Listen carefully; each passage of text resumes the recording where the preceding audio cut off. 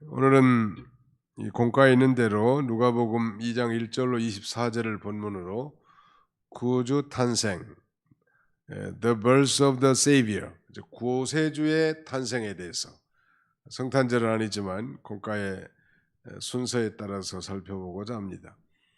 우리가 이 성탄절 즈음에는 이 성탄에 관한 찬송을 늘 익숙하게 불렀는데 한여름에 오늘 성탄 찬송을 부르니까 또 새로운 느낌이 듭니다.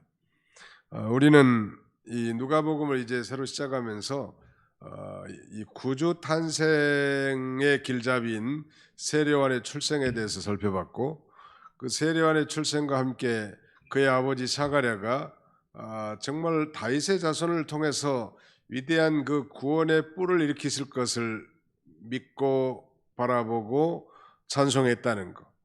또 우리 하나님은 그 언약에 신실하신 하나님이신데, 그 언약이 즉 아브라함에게 언약한 그 내용이 성취된 것을 보고 이렇게 찬송했다고 했습니다. 그가 찬송한 대로 마침내 이제 구주께서 탄생하셨습니다. 우리가 익히 잘 아는 내용이지만 이 구주 탄생의 의미, 구주는 다른 말로 구세주의 준말이죠. 구세주, the Savior. 구세주의 준말이 구주예요. 구주, 구원해 주신 주님.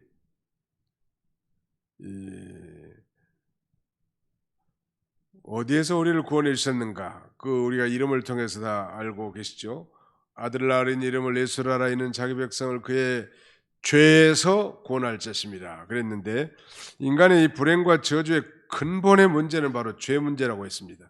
아담이 범죄함으로 말미암아 불행과 비참함 그리고 저주가 이 세상에 들어온 거요. 그러니까 역설적으로 말하자면 그 죄 문제를 해결하는 것은 곧 참된 만족과 행복의 삶의 회복이라고 할 수 있겠죠. 아담 안에서 아담이 선악과를 따먹는 순간 먼저 영혼이 하나님과 단절되어 영혼이 죽고, 또 930년 후에는 육체도 죽어 한 줌의 흙으로 돌아갔는데 반해서 두 번째 아담이라고 부르는 예수 그리스도 안에서는 이제 예수를 믿음으로 죽었던 영이 먼저 살고, 육체도 이제 예수 그리스도의 재림과 함께 우리가 부활하여 영생 복락을 누리게 된 것입니다. 그러므로 인간의 불행함과 그 비참함의 근본 원인을 제거해 주신 그 구주 탄생이야말로 인류 최대의 사건이고 최대의 큰 기쁨의 좋은 소식이라고 할 수 있을 것입니다.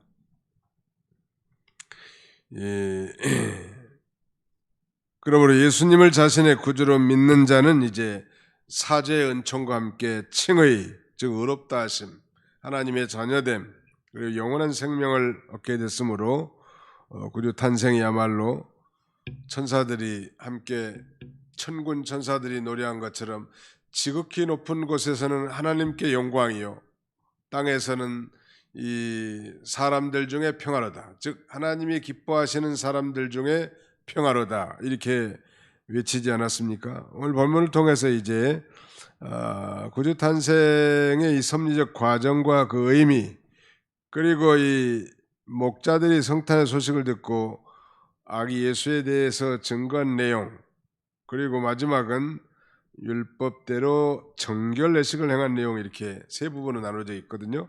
예수 그리스도의 탄생은 1절로 7절에 대해서, 그 다음에 목자들이 성탄의 소식을 듣고 아기 예수님에 대해서 증거한 것이 8절로 20절까지, 그리고 마지막 21절로 24절까지는 이제 아기 예수를 율법대로 정결 예식을 행한 내용이 기록되어 있습니다. 예수 그리스도의 탄생, 오늘 이 제2장 1절부터 2절까지 한번 같이 읽어보실까요? 시작. 그때 가이사 아구스도가 영을 내려 천하로 다 호적하라 했으니 이 호적은 구레뇨가 수리아 총독이 되었을 때에 처음 한 것이라. 가이사 아구스도는 로마의 초대 황제였습니다. 본명은 이 가이우스 옥타비우스라고 이렇게 돼 있는데 줄리어스 시저의 조카였던 그는 아주 그 황제 숭배를 강요하는 독재자였습니다. 그는 그의 지배하에 있던 소아시아 지역에서 그의 생일을 새해가 시작하는 날로 바꾸고 자신을 구세주와 신으로 선포했다고 합니다. 뿐만 아니라 이 제왕적 통치를 위해서 가장 필요한 게 이제 세금 수입인데 그의 통치 자금이 절대적으로 필요했기 때문에 인구조사, 즉 호적 조사를 했던 것입니다. 그래서 온 로마 제국에 소위 이 호조가라는 왕의 명령이 떨어진 거예요. 더욱 중요한 것은 이 당시 인구조사는 14년마다 한 번씩 이루어졌는데 반드시 그 호적조사를 하려면 자기 고향에서 해야 된 것입니다. 그것이 관례였죠. 그래서 이런 인구조사는 인간적으로 볼 때는 단순한 어떤 정부의 행정명령 정도에 지나지 않지만 놀라운 일은 이 인류를 죄에서 구원할 구세주의 탄생에 섭리적으로 역사했다는 것입니다. 다시 말씀드리면 하나님의 놀라운 구속의 경륜을 이루기 위해서 이 호적 조사 사건을 배후해서 하나님께서 섭리하신 것입니다.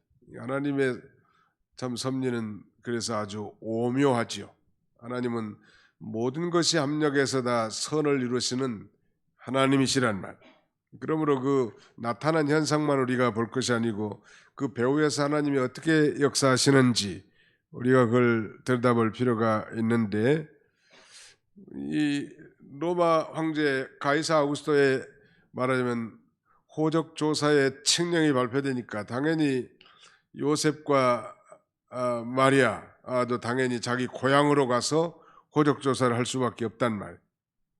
특별히 갈릴리 나사렛에서 살던 이 다윗의 집 족속인 요셉과 마리아로 하여금 호적이 있는 고향 이 베들레헴으로 올라가게 하는 결정적 계기를 만든 것이죠. 뭐 우리가 짐작한 것처럼 베들레헴으로 올라갈 수밖에 없는 거예요. 호적 조사를 위해서. 성경은 분명히 베들레헴 에브라다야 너는 유다 족속 중에 적을지라도 이스라엘 다스릴 자가 네게서 네게로 나올 것이요 그랬는데, 바로 미가 선지자가 예언한 예수 그리스도의 탄생지가 베들레헴이기 때문에 놀랍죠. 한번 상상해 보십시오. 로마의 황제가 칙령을 내린 거예요. 모든 사람들은 다 호적 조사를 해야 하느니라. 그러니까 각자가 다 자기 고향에 가서 호적 조사를 하게 됐고, 인류를 죄에서 구원할 메시아가 지금 베들레헴에서 태어나야 되는데 이 요셉과 마리아로 하여금 이 베들레헴에 올라가게 만든 것은 어떻게 보면은 겉으로 보기에는 왕의 명령이지만 그 배후에는 하나님의 놀라운 구속의 경륜이 포함되어 있다는 것입니다. 이 구주 탄생의 장소는 우리가 잘 아는 대로 베들레헴이라고 했죠. 베트라고 하는 말은 집이란 뜻이고 레헴 이 말은 떡이란 뜻이라고 했으니까 떡집에서 생명의 떡 대신 구주가 나신 것은 너무나 자연스러운 것이죠. 놀라운 것은 이 베들레헴이 유명한 도시도 사실은 아니란 말이에요. 당대에 뭐 유명한 이 도시라고 하면 세계 수도 로마 시리가 있을 거고, 거룩한 도시 예루살렘, 항구 도시 가이사라나 요빠, 아름다운 갈릴리 해변의 디베리아도 있는데 예수님께서 하필이면 이 작은 마을 베들레헴에서 태어났을까? 그건 바로 이 하나님의 말씀이 성취되도록 하기 위한 것이죠. 그러니까 예수님 오시기 약 650년 전에 선지자 미가 선지자를 통해서 예언한 예언의 내용이 이제 성취된 것입니다. 그리고 이제 베들레헴에서 아이를 낳습니다. 거기 한번 보겠습니다.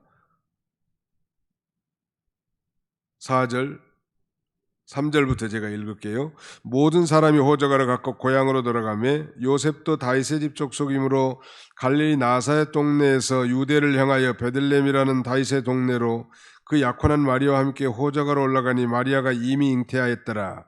거기 있을 그때 해산할 날이 차서 처자들라 강보로 싸서 구유에 누였으니 이는 여관에 있을 곳이 없음이라라. 많은 사람들이 호적 조사로 왔기 때문에 여관이 아주 만원이었던 모양이에요. 그래서 마침내 예수님이, 즉 구주 되시는 예수님께서 베들레헴의 한 마국간에서 태어나신 거예요. 여관이 있을 곳이 없었기 때문인데, 하나님의 아들이면 만왕의 왕이신데, 만왕의 왕이라면 왕궁이라든지 말이죠, 화려한 이 장소에서 그렇게 탄생했어야 상식적인 것 같은데, 만왕의 왕이신 예수님이 탄생한 것이 이 마국간이라는 말이에요. 그리고 이 포대기로 싸서 구유가 뭔 줄 아시죠? 소나말리 먹는 여물통을 구유라고 하는데 거기다가 놔둔 거예요. 이것은 바로 예수님께서 나실 때부터 이 고난을 받으시고 낮아지셨음을 교훈해 주고 있습니다. 하나님 성부 하나님과 그 영광과 권능이 동등하신 하나님이신데 그걸 다 버리고 자기를 비어 종의 형체를 취하신 하나님의 아들의 극도의 겸손함을 우리가 배울 수 있고, 그것이 곧 구주의 이 세상 생의 출발이었고요. 예수님의 공생의 기간도 마찬가지예요. 한 서기관이 나와서 예수님께 그렇게 말씀합니다. 선생님이 어디로 가시든지 저는 따라가겠습니다.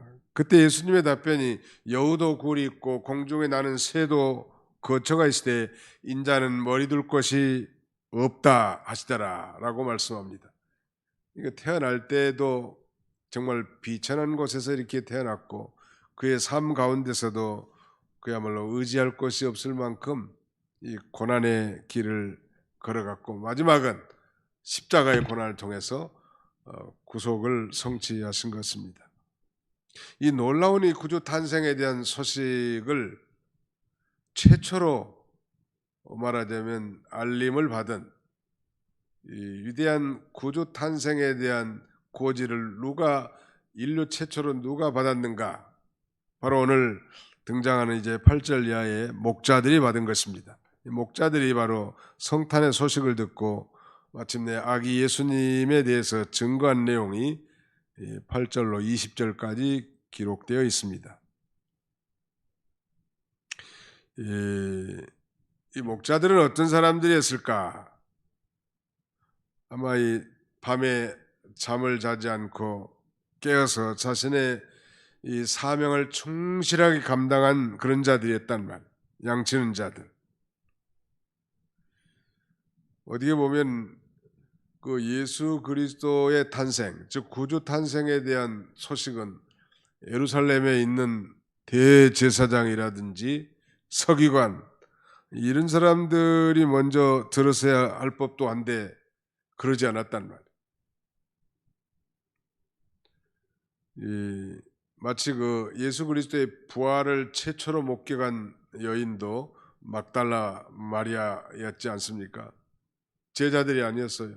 예수님의 부활의 최초의 목격자 그리고 전파자는 막달라 마리아였어요. 이거 보면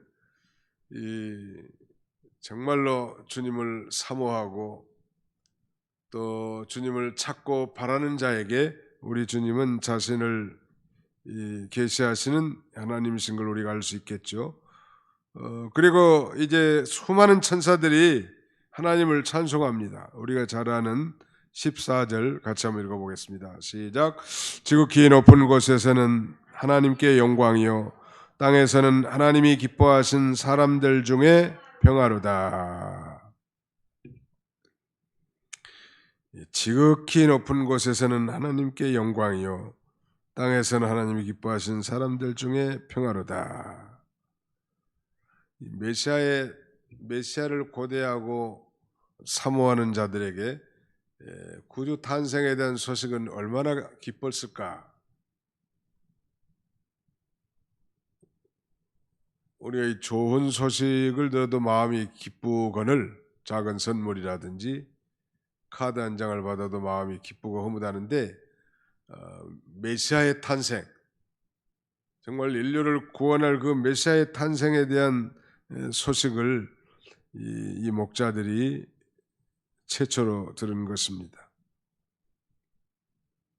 예수님은 이렇게 목자와 같이 이 세상에 낮고 천한 자들을 구원하러 오셨는데 동시에 목자 없는 양과 같이 유리방황하는 자기 백성들을 하나님께로 인도하기 위해서 오신 거예요. 그러면 오늘날도 이 목자와 같이 늘 깨어서 주님을 사모하고 기도하는 그런 자들에게 그리스도께서 영으로 임재하시는 것입니다. 참으로 사모하는 영을 만족해 하시며 줄인 영에게 좋은 것을 주시는 하나님이신데 목자들의 그 직업이 천직이라고 말할 수 있겠는데 비록 천한 직분을 갖다 할지라도 아마 이 메시아를 그 누구보다도 예루살렘의 제사장이나 무슨 율법학자나 장로들이나 그 어떤 사람들보다도 가장 메시아의 대망 사상이 투철했던 것 같아요. 오늘 이 시대에도 이렇게 형식적으로 앉아서 예배드리는 그런 사람들이 아니라 정말 주님을 사모하고 그 다음에 주님과 교통하기를 원하고 주님의 나라를 위해서 살고자 하는 그런 자들에게 우리 주님은 영으로 임재하셔서 자신의 뜻을 계시하십니다. 우리가 잘 배운 대로 하나님께는 영광이고 사람 중에는 평화다. 왜 하나님께 영광일까? 그건 이 구주 탄생을 통해서, 즉 아기 예수 그리스도를 통해서 장차 위대한 하나님의 뜻을 실현하기 때문에 이 구주 탄생은 하나님께는 영광이겠죠. 예수님의 탄생은 하나님의 지극히 큰 사랑이 사람에게 나타난 것이고 또 택한 백성을 구원하시는 하나님의 뜻이 성취되는 것이기 때문에 하나님께 영광이 된다는 말. 하나님의 뜻은 예수 그리스도를 통해서 택한 백성들을 구원하시는 게 하나님의 뜻이었단 말. 그 뜻을 바로 예수 그리스도께서 성취하셨기 때문에 그것이 하나님께 영광이 돌아가는 것이고 우리도 이 땅에서 살면서 하나님의 기뻐하신 뜻을 따라 순종하고 살 때 그것이 하나님께 영광이 돌아가게 될 것입니다. 더 나아가서는 예수 그리스도를 통해서 이제 마귀의 세력을 다 멸하시고 하나님의 영광이 온 땅에 충만하게 될 것이기 때문에 하나님께 영광이 되고 또 사람들 중에 평하다. 아담의 범죄로 말미암아 인간은 하나님과 불목하게 됐습니다. 원수됐단 말. 성경적 표현대로 하면 이 하나님과 원수됐던 인류를 바로 이 구주 탄생으로 말미암아 그가 화목 제물이 되어 원수됐던 하나님과 우리 사이를 말하자면 화목시키셨죠. 화평의 제물이 되셔서 또 그 예수 그리스도를 믿는 우리 그리스도인들이 이제 다른 사람들과 이렇게 화목하는 소위 피스메이커가 됐단 말. 그러므로 지극히 높은 곳에서는 하나님께 영광이 되지만 땅에서는 하나님이 기뻐하시는 사람들 중에 평안하다. 하나님이 기뻐하는 사람은 어떤 사람일까? 하나님의 은혜로 선택받아 말하자면 하나님의 권석이 된 자들, 바로 이런 자들이 하나님이 기뻐하신 자들이죠. 하나님의 은혜 중에 택한 백성으로 예수님을 영접하고 복음을 받아들인 구원받은 사람들, 이런 사람들이 하나님이 기뻐하시는 자들인데 바로 하나님께서 기뻐하신 사람들 가운데는 평화라는 말, 평화. 안 믿는 사람들도 평화를 많이 강조하거든요. 천주교에서도 마찬가지고. 그런 그 인본주의적 평화를 우리는 주창하는 게 아닙니다. 인본주의적 평화를 주장하는 게 아니라 예수 그리스도께서 유일한 하나님과 원수됐던 그 인간 사이에 담을 다 허시고 원수됐던 관계를 다 화평하게 하셨기 때문에 예수 그리스도야말로 유일한 화평의 제물, 화목 제물로 이 땅에 오셨단 말. 그러면 이 땅에서 예수 그리스도 안에서 이 평강과 평화가 진정한 평화라고 할 수 있을 것입니다. 그 단순한 그 협상을 해가지고 말이죠. 인본주의적 평화라고 하는 것은 그들의 뭐 이권이라든지 감정이 상하면 금방 다 깨뜨려지는 거예요. 그러나 예수를 자신의 구주로 믿는 자는 하나님과 이제 평화하게 됐고 또 사람들과도 이제 소위 피스메이커로서 평화의 중재자로서 삶을 살 수 있고 영적으로는 자신의 심령에도 항상 평강이 강물처럼 흐르게 될 것입니다.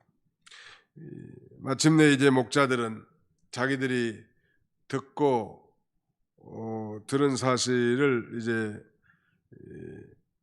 증거하게 되는데요. 이들의 태도는 참 신앙적 자세. 15절 보실까요? 천사들이 떠나 하늘로 올라가니 목자가 서로 말하되 이제 베들레헴으로 가서 주께서 우리에게 알리신 바 이 이루어진 일을 보자 하고 빨리 가서 마리아와 요셉과 구유의 누인 아기를 찾아서 보고 천사가 자기들에게 이 아기에 대하여 말한 것을 전하니 듣는 자가 다 목자들이 그들에게 말하는 것을 놀랍게 여기되 마리아는 이 모든 말을 마음에 새기어 생각하느니라. 목자들은 자기들에게 이르던 바와 같이 듣고 본 그 모든 것으로 인하여 하나님께 영광을 돌리고 찬송하며 돌아가니라. 즉시 구주를 찾아갔습니다. 기쁜 소식을 받은 목자들은 즉시 베들레헴으로 가서 그 된 사실을 보고자 했단 말. 하나님의 말씀을 받은 그리스도인들은 이렇게 즉시 그 말씀대로 순종하는 것이 중요합니다. 기도해 보겠습니다. 아예 하나님의 명명백백한 말씀이고 하나님의 뜻인데 뭐 기도할 필요 없단 말. 발람 선지자 그러지 않았습니까? 발람 선지자. 이스라엘을 저주해 달라는 모압 왕 발락의 요청이 아무리 은금 폐물을 가득 주고 높은 고관이 와서 청한다 할지라도 그건 아니다 한마디 분명히 했어야 되겠는데 기도해 보겠다고 하나님 앞에 아닌 것은 아니다 하고 이렇게 확실하게 끊고 나가야 되겠는데 아무튼 뭐 즉각 순종했다는 거. 그리고 이제 그걸 전했어요. 16절 이하에 보니까 목자들은 즉시 찾아갔기 때문에 그리스도를 발견하게 됐고 우리가 다 아는 대로 동방 박사들과 함께 인류 최초의 성탄에 참여한 자가 됐습니다. 뭐 길이길이 우리 대대 후손들까지도 다 이 목자들의 신앙적 행위가 귀감이 될 것 같고 이제 그 다음에는 하나님께 이제 20절에 보니까 영광을 돌려 찬양합니다. 천사들이 알려준 대로 되어진 모든 사실을 보고 정확한 증거를 얻게 됐기 때문에 하나님께 영광을 돌리게 됐단 말. 그 다음에 이제 21절로 24절까지 내용은 이제 율법대로 구주 예수, 저 아기 예수에게 정결의식을 행한 내용입니다. 먼저는 뭐 21절에 할례를 행하고 그 다음에는 21절 하반절에 아기의 이름을 예수라니 그랬는데 우리가 잘 아는 대로 예수란 이름은 마리아나 요셉의 의도대로 지어진 이름이 아니죠. 뭐 벌써 태어나기 전부터 천사를 통해서 아들을 낳으리니 이름을 예수라라. 이는 자기 백성을 저희 죄에서 구원할 자십니다. 의심하고 있는 이 요셉에게 천사가 일러준 대로 그렇게 이름을 지은 것입니다. 할례를 행한 것. 할례는 언약 백성의 표시이고 그 다음에는 언약에 참여한 것을 가리킵니다. 예수님이 언약의 주님이신데 그 율법 아래서 모든 것을 그대로 모본을 보이면서 순종하셨어요. 그 다음에 이제 율법대로 비둘기로 희생제물을 드립니다. 율법의 정결례란 게 있는데 정결 기간이 7일과 그 다음에 33일, 남자 아이를 출생했을 경우는 토탈 40일이 지난 다음에 이제 이 양과 비둘기를 가지고 정결례를 행하게 되어 있습니다. 그런데 가난하기 때문에 원래는 어린 양과 비둘기 각각 한 마리 가지고 번제와 속죄 제물을 드리게 돼 있지만 예수님의 가정, 요셉과 마리아의 가정이 뭐 부자로 사는 게 아니에요. 가난했기 때문에 여기 보니까 산비둘기 2마리나 집비둘기 새끼 2마리를 가져다가 번제물과 속죄제물을 삼을 것이라고 하는 그 율법에 따라서 거기 보면 24절에 그랬죠. 주의 율법에 말씀하신 대로 산비둘기 한 쌍이나 혹은 어린 집비둘기 둘로 제사려 함이더라. 출산에 대한 감사와 헌신된 그런 마음을 위해서 번제로 하나 드리고 또 출산에 따른 부정을 제거하기 위해서 속죄제로 이렇게 드리게 됐는데 유대인의 모든 산모는 자녀를 낳은 후 율법에서 정한 기한이 지나면 제사장에 가서 규례대로 예물을 드려서 이렇게 속죄를 받아야 했습니다. 왜냐하면 이 자녀를 낳은 산모는 부정하다고 이렇게 여겨졌기 때문입니다. 그 정결례라는 게 있잖아요. 정결례. 그래서 40일, 남자아이는 40일, 여자아이는 80일 후에 이렇게 정결례를 하게 되는 것입니다. 중요한 것은 이 구주 탄생, 예수 그리스도의 탄생이야말로 인류 최대의 기쁜 소식이란다. 우리가 뭐 성탄절에만 감사하고 기뻐할 그런 정도가 아니라 우리의 모든 삶 가운데서 그 예수 그리스도의 탄생으로 말미암은 구원의 은혜에 대해서 우리가 늘 감사하고 그 은혜로 말미암아 이제 모든 삶을 우리가 다 이겨나갈 수 있는 것이죠. 이게 어떻게 보면 뭐 기본적인 사랑, 첫사랑이라고도 할 수 있을 것 같아요. 예수 그리스도로 말미암은 그 사제의 은총이 우리 그리스도인들에게는 첫사랑 같아요. 그 사랑을 늘 감격해서 사는 것이 우리 그리스도인들에게 아주 중요하고 그 다음에는 이 목자들과 같이 항상 깨어서 깬다는 것은 잠잔다는 것에 반대니까 육신적으로 사는 것은 그건 잠자는 생활이라고 한다면 깨어 있다는 것은 영으로 사는 걸 가리킵니다. 우리 중생한 영이 성령의 인도를 따라 하나님의 말씀대로 살아가는 삶, 깨어서 주님을 늘 사모하는 사람에게 우리 주님은 오늘날도 영으로 임재하셔서 우리를 만나주시고 우리를 통해서 하나님의 기쁘신 뜻을 이루어 나가게 하신다는 수많은 사람들이 있었을 텐데 말이죠. 베들레헴 교회에서 이 양을 치는 이 목자들에게 이 놀라운 복음의 소식, 구주 탄생의 소식이 들려졌다는 것은 비록 가난하고 어려운 가운데 있지만 주님을 사랑하는 자에게 우리 주님은 임재하게 될 걸 가리킨다. 그리고 마지막 천사들이 하나님 앞에 찬송한 소위 천사들의 영광송이라고 하는 지극히 높은 곳에서는 하나님께 영광이요 땅에서는 하나님이 기뻐하시는 사람들 중에 평화로다. 예수 그리스도의 탄생, 구주 탄생을 통해서 하나님의 뜻을 이루어나가는 거예요. 마귀를 다 점령해서 이 하나님의 나라를 완전히 이루어질 거고 또 창세전부터 택한 백성들 모두를 다 예수 그리스도를 통해서 구원받아 이제 하나님께 영광 돌리는 삶을 살게 하는 것이니까 구주 탄생이야말로 하나님께 큰 영광인 것이고 또 사람들 중에는 우리 하나님의 은혜로 선택받은 하나님의 자녀들이 복음을 듣고 예수를 자신의 구주를 믿음으로 말미암아 하나님과 화목하고 또 사람과도 진정한 화목자가 되고 날마다 하늘로부터 주신 우리 심령의 영적 화목을 이루는 그런 삶을 우리가 살아야 할 것입니다. 기도하겠습니다. 기도합시다.